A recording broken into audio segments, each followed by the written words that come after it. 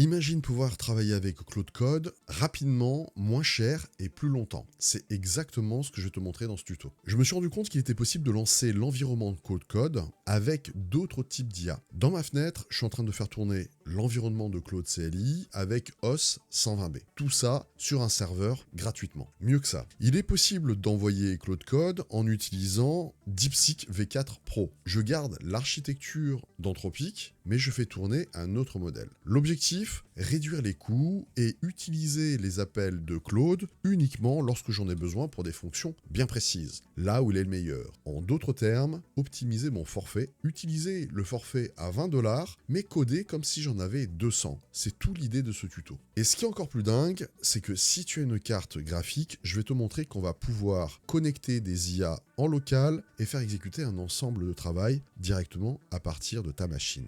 Dans ce tuto, je vais te montrer comment on va installer Claude CLI. C'est très facile, je vais te le montrer pas à pas. Et après, on va installer l'environnement pour pouvoir utiliser Claude avec différentes IA, tout ça à partir de ton ordinateur. À la fin de cette vidéo, c'était complètement inattendu parce qu'on a fait cette vidéo complètement live. Je vais te montrer comment je suis arrivé à passer toutes les barrières de protection de Claude Code CLI et extraire le prompt system en quelques instants. Tout ça juste à la fin. Alors, première étape qu'on a vue préalablement, aller télécharger VS Code dans l'interface Virtual Studio Code, download pour la plateforme que vous avez, soit Windows ou une autre. Je vous laisse cliquer là-dessus, appuyer sur pause sur la vidéo et on revient une fois que vous avez installé votre première interface. Voilà, vous venez d'installer Virtual Studio Code, bienvenue et bravo. Ce qu'on va faire maintenant, c'est qu'on va installer les extensions latérales que j'ai ici. Je vais vous montrer en fait prendre connaissance en fait de l'interface. Sur la partie gauche, vous avez une fonction qui s'appelle extension. Ces extensions, il y en a certaines qui sont intéressantes. Vous avez donc celle qui va nous intéresser, c'est Claude Code. Vous avez possibilité, comme on l'a déjà fait préalablement, d'installer Codex et d'installer Klein, qui est un système similaire à Codex, qui va prendre le contrôle également de votre écran et même du terminal. Donc les trois là sont intéressants. Ce qu'il faudra également, et c'est le système qui va vous le dire, si c'est pas fait, c'est d'installer dans votre environnement Node.js. Vous choisissez dans l'interface download la version LTS pour le système d'exploitation que vous utilisez. Vous revenez, vous installez et on a déjà la première partie du packaging. Et bien sûr, on pourra avoir également l'interface Python. Donc on va dans la partie download, vous choisissez la machine que vous disposez, Windows ou autre. Et en général, vous cherchez quelque chose qui est stable. Voilà. Vous cliquez dessus et on déploie. Et maintenant, on se retrouve dans l'interface de Virtual Studio Code. Alors, maintenant qu'on est dans cette interface, ce qui va se passer, comment ça se passe en fait au niveau de la structure. Ce qu'on a ici, c'est un système qui va permettre d'ouvrir des fichiers, un nouveau fichier. Donc si on clique ici, on va créer un fichier. Ce fichier ici, ça va être un fichier que vous allez pouvoir taper et définir l'extension. Ça veut dire que c'est comme un fichier texte et l'extension que vous allez mettre va définir quel type de fichier c'est. Donc vous pouvez le structurer au niveau du texte, comme c'est un fichier texte, mais vous pouvez également écrire du code de différents formats, Python, HTML, CSS, Markdown. Donc ces fichiers ici permettent en fait de générer du contenu. Ensuite, vous allez pouvoir ouvrir plusieurs instances en simultané. On a la partie New Window, on peut ouvrir donc des instances en parallèle. Donc on peut envoyer différents travaux dans différentes interfaces. Pour rendre la chose encore plus intéressante, vous pouvez avoir plusieurs profils. On peut aussi aller recharger ou charger des informations avec ce qu'on appelle ouvrir un folder. Admettons que je veux aller travailler dans un répertoire et que j'ai besoin de charger mes dossiers sur un dossier en cours et que ce répertoire c'est celui-ci. Donc je sélectionne le folder et ce qui va se passer, c'est que dans la section ici, Open Folder, dans la zone Welcome, je vais aller chercher donc mon répertoire et il va se charger automatiquement dans la barre latérale. Ça va vous permettre de charger les informations des documents. Alors les documents, comme vous voyez, si vous cliquez, vous avez le répertoire initial et les sous-répertoires qui apparaissent à l'intérieur. Vous avez vu que quand on a installé notre extension, on a maintenant ChatGPT et Codex. Donc au moment où vous allez cliquer, deux solutions. Si vous l'avez déjà configuré, vous êtes déjà connecté, sinon il va falloir le connecter. Donc vous avez trois possibilités de connexion. La possibilité de donner à Claude la connexion par rapport à une page internet, votre forfait, de faire de l'API, donc vous allez renseigner une clé API. Dans ce cas-là, vous payez à l'usage, chose que je déconseille parce que les factures vont très vite. Et ensuite, on a Anthropic qui a des serveurs à travers Bedrock, Vertex, AWS. Donc ça, c'est si vous lancez vos propres serveurs avec des connexions SSL que vous avez configuré, mais la majorité d'entre nous, on va être sur une connexion, la moins chère, avec Cloud iSubscription. Donc, il suffit de cliquer sur le bouton, vous allez avoir une page qui va ouvrir et qui va vous demander de synchroniser votre compte. Et ça va vous permettre, voilà, maintenant de fermer la fenêtre et d'avoir maintenant l'interface de Cloud. Donc, Cloud maintenant est présent dans l'extension latérale. Dans cette section, nous allons installer Cloud Code sur Virtual Studio Code. Autrement dit, on va terminal pour installer l'interface Cloud Code. La manière la plus simple, c'est celle d'utiliser la partie du code qui est notée en fonction de votre machine. Si vous êtes sur Mac, Windows, Homebrew ou Winget, vous utilisez la ligne de commande respective. Vous ouvrez simplement votre terminal dans la partie de VS Code et ici, vous allez copier-coller la ligne en question. Dès que vous allez vouloir installer le système, il va vous demander de vous connecter. Dans le cas précis, vous allez signer avec votre compte, que ce soit GitHub, Google, Apple ou autre. Une fois installé l'interface, vous allez donc synchroniser. Pour lancer la fonction de Cloud dans le terminal, c'est aussi simple que ça. Vous allez taper la fonction Cloud et taper Entrée. Vous allez donc maintenant choisir le type de visualisation et pour sélectionner, vous utilisez la flèche du haut, la flèche du bas pour choisir la version que vous souhaitez. Je vais donc taper sur le bouton Entrée et maintenant, le système me demande de synchroniser mon compte. 3 possibilités. Soit de synchroniser avec le Cloud Subscription, ce que je vous conseille de faire pour une question de coût, soit la possibilité de faire une clé API et de payer directement sur l'interface qui peut revenir facilement très cher. À titre d'information, j'arrive à faire 40 € en 30 minutes et sur les plateformes, on a la possibilité dans certains cas d'utiliser des serveurs de chez Amazon Bedrock, AWS, Microsoft ou Vertex pour pouvoir installer Cloud. Dans le cas précis, je vais utiliser donc la synchronisation. On tape sur Entrée, on va synchroniser notre compte, autoriser la connexion et le lien est fait. On va pouvoir retourner à la fenêtre présentation, taper le bouton Entrée. Bravo, vous avez réussi à installer l'interface Cloud Code dans la version terminale. Et si tu apprenais à utiliser l'intelligence artificielle de manière professionnelle pour ton entreprise ou ton activité? C'est ce que je te propose de faire en moins de 15 jours. Passer de débutant à pro, à utiliser un écosystème complet. Les agents IA, coder tes propres systèmes, travailler à ton rythme, les mises à jour incluses, des cas concrets pour utiliser en entreprise, sécuriser tes données. Je t'aide à passer la certification officielle Google. Je te montre comment on code des systèmes agentiques et comment on déploie ces systèmes. Tout ça est en description. Le meilleur de l'IA, les infos sont juste en dessous. Étape numéro 2. Maintenant qu'on a installé VS Code pour faire tourner Cloud CLI, on va pouvoir installer l'environnement Ollama. Alors, c'est super simple parce que Ollama, ils ont pensé à tout. Vous cliquez sur le bouton Download Ollama. Vous choisissez si vous êtes sur Mac, Linux, Windows et vous avez aussi la possibilité de l'installer directement dans l'interface PowerShell en copiant cette commande et en lançant le système PowerShell. Vous cliquez, vous appuyez sur pause au niveau de la vidéo, vous installez, vous déployez et je vous montre juste après comment ça se configure. Bienvenue dans l'interface d'Ollama. Cette interface va vous permettre de lancer des IA à partir de serveurs qui sont définis cloud, c'est-à-dire des serveurs en accès distant. C'est une base qui permet d'avoir certains modèles gratuits et d'autres modèles payants. Ollama a en fait une batterie de modèles. Dans l'onglet modèles, vous avez tous les modèles qui sont disponibles. Certains modèles sont payants, c'est-à-dire que jusqu'à il y a quelques jours, tous les modèles étaient en accès à peu près gratuit, jusqu'à un certain taux de messages par jour. Mais maintenant, suite, je dirais, à la demande, et puis le fait qu'ils ont beaucoup investi avec les nouveaux processeurs de chez Nvidia, Ollama maintenant propose donc un forfait pour pouvoir accéder à certains modèles avancés. Mais ça reste hyper avantageux pour plusieurs raisons. Premièrement parce qu'on a des modèles qui sont des modèles de raisonnement, donc c'est ceux qu'on va utiliser essentiellement avec les systèmes agents IA. Donc il y a le modèle Nemotron de chez Nvidia, le Mistral, le Qwen, le Kimi, le GLM. Alors attention, GLM est passé en payant et pour vous donner une idée de prix au niveau pricing, je vais vous montrer aussi, on va pouvoir tester un truc, mais vous voyez que c'est 20 $ par mois. Logiquement, on peut faire en sorte de faire tourner donc tous ces modèles en quasi illimité en utilisant ce qu'on appelle des modèles quantisés. Je t'explique. Lorsque tu es sur l'interface d'Ollama, tu vas voir que tu as plusieurs modèles. Par exemple, tu as des modèles DeepSeek R1 et DeepSeek V3. Et ensuite, un chiffre, 671, 1.5B, 14B, 671. Donc, les systèmes 671, ça veut dire que c'est le modèle avec l'ensemble de milliards de paramètres. 671 milliards de paramètres. Donc ce système-là peut être installé uniquement en ayant des serveurs, mais globalement, si tu veux louer tes puces, tu es capable de faire tourner ton propre modèle pour toi ou pour ta boîte. Le système en illimité va utiliser des modèles quantisés, et donc ça va dépendre de la puissance de la carte vidéo que tu as.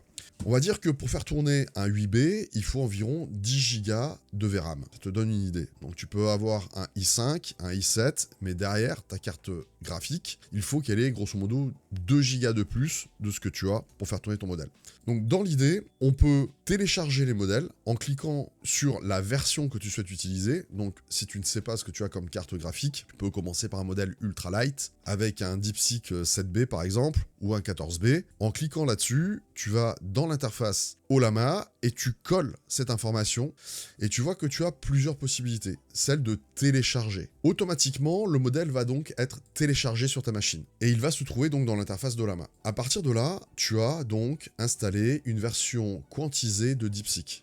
Donc, si on commence une discussion, je vais tourner sur le processeur de ma carte graphique. Alors, je suis en train de filmer et j'ai en même temps, je pense, environ 35 fenêtres parce que j'ai 5 écrans. Alors, ce que je vais faire, pour augmenter la vitesse de l'ensemble, je vais overclocker le processeur de ma carte graphique et je redémarre. Mais en tout cas, ce que tu peux voir, c'est que le modèle me répond. Mais je vais quand même overclocker ma carte et je vais relancer ça, comme ça va me donner un petit coup de boost pendant que je filme.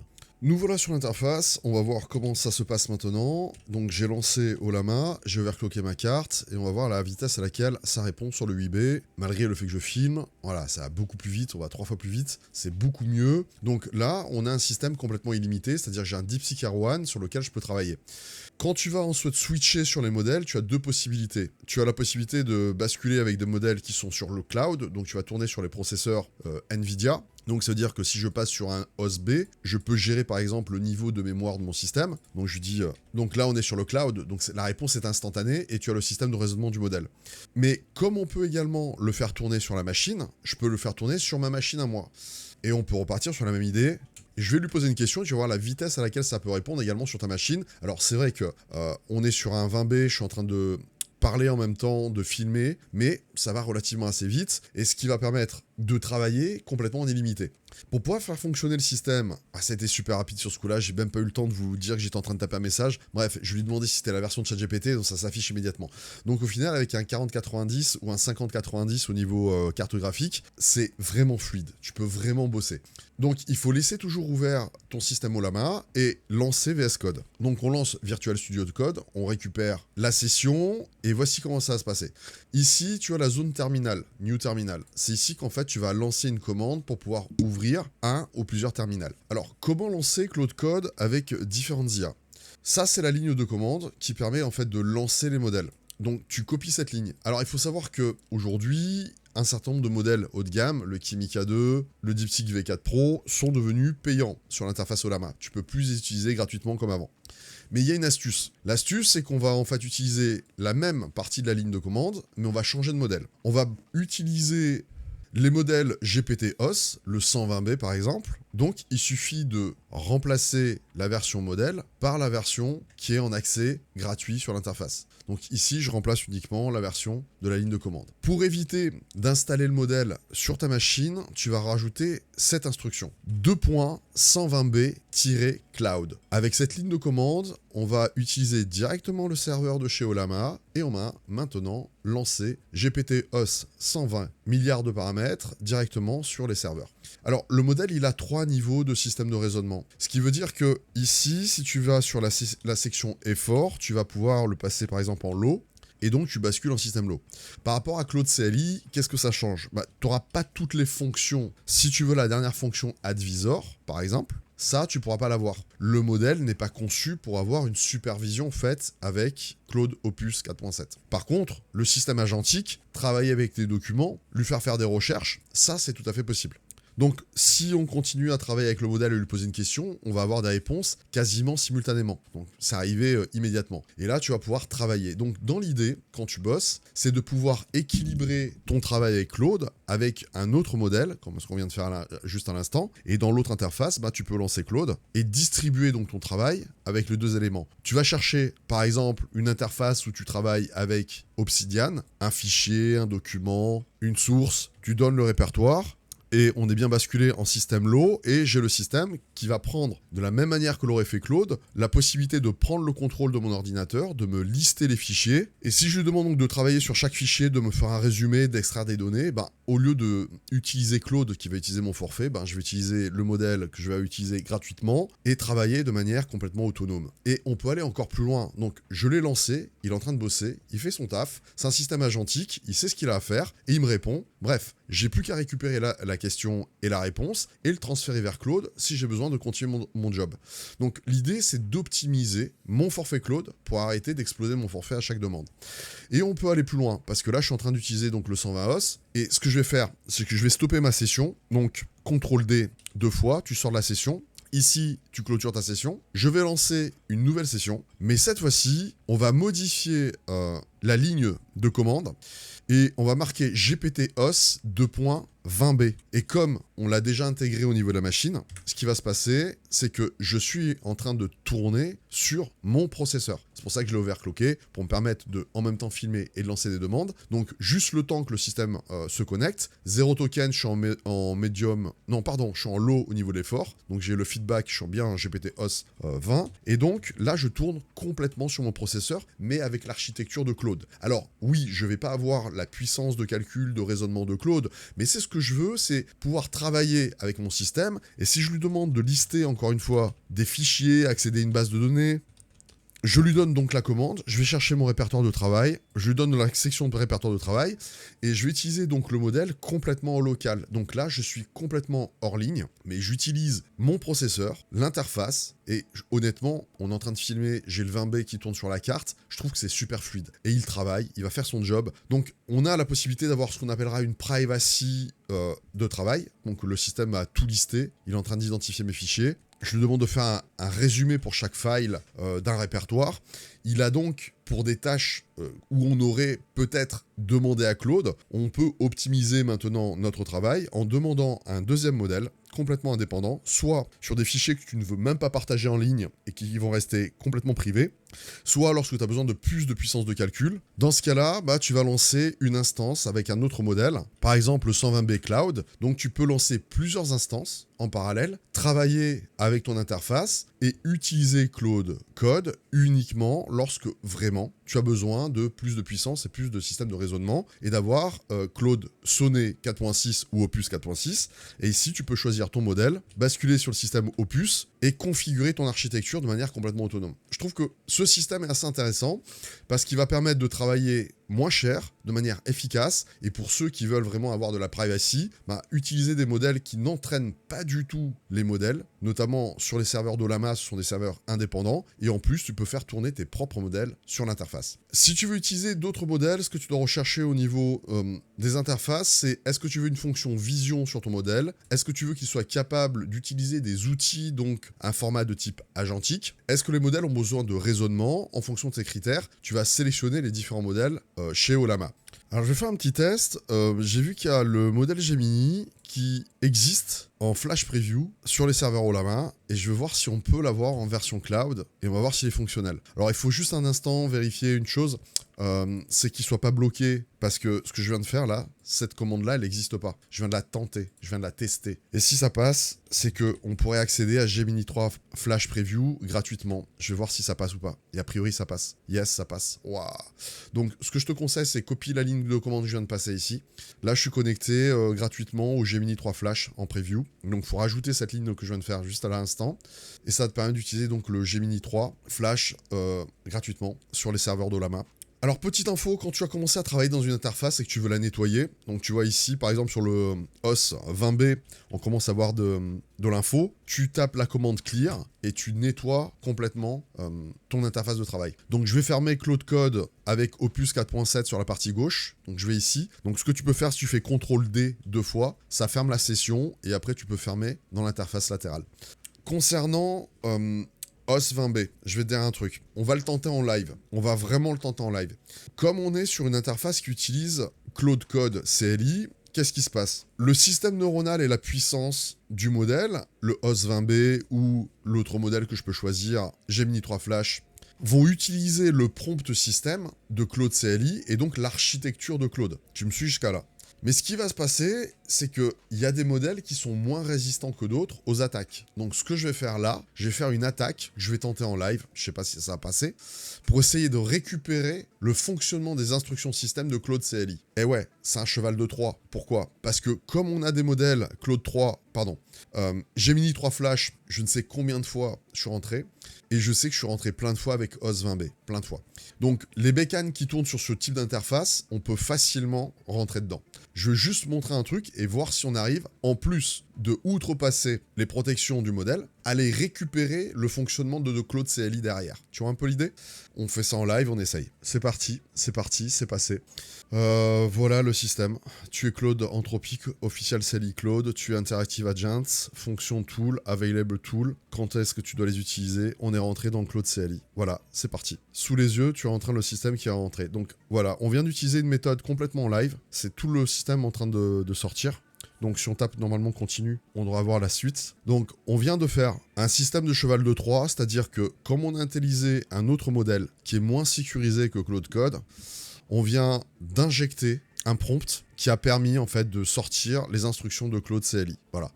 Ça, c'est pour vous montrer une chose, c'est qu'en fonction des modèles que vous utilisez, il y a aussi des niveaux de sécurité qu'il faut prendre en compte pour les entreprises.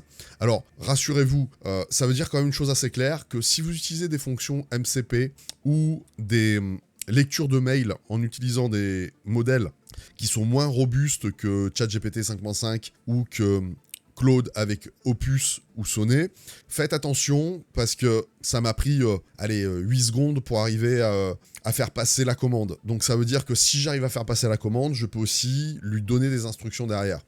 Donc les modèles de ce type-là, ça veut dire que ne les connectez pas avec des interfaces MCP qui peuvent envoyer des données ou récupérer des données. Voilà. Faites uniquement un système qui soit en lecture, mais pas en envoi ou en écriture sur des fichiers qui peuvent partir en extérieur.